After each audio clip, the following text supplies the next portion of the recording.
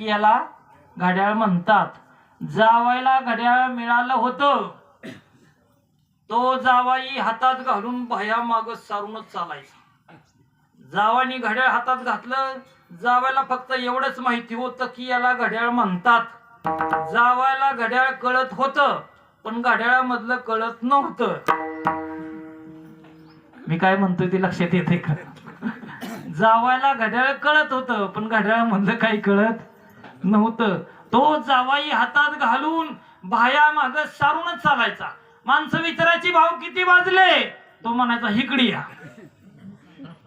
तुम्हीही पहा आणि मला पण सांगा. मिळालं घड्याळ कसं वापरावं याची त्याला होतं ते चावीचं घड्याळ. आता चावी द्यायची ह्याला अक्कल, घड्याळ पडलं बंद. हा एसटी स्टँडवर नातेपुतेच्या रडत बसला. लोकांनी विचारलं काय झालं भाऊ, का रडता तुम्ही?